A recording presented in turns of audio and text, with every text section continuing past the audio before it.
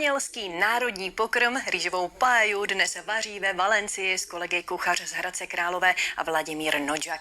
Jídlo zdarma rozvážejí lidem postiženým říjnovými povodněmi, opuštěným a také nemocným.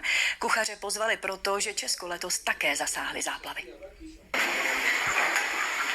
Paella připomíná risotto. Ve Valencii ji dnes na 5 velkých plochých pánvích při akci Charity vaří 14 kuchařů, včetně Čecha Vladimíra Nodžaka z Hradce Králové.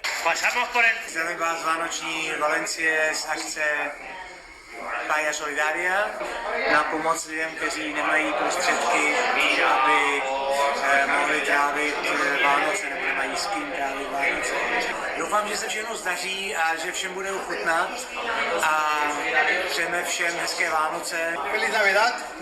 1000 porcí rozvezou v předvečer Štědrého dne, hlavně seniorům, opuštěným a nemocným lidem, jako výraz solidarity a porozumění.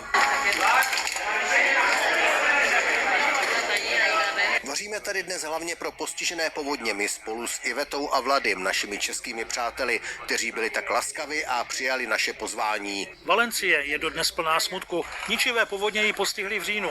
Zahynulo při nich přes 200 lidí. Vlastimil Vajner, Česká televize.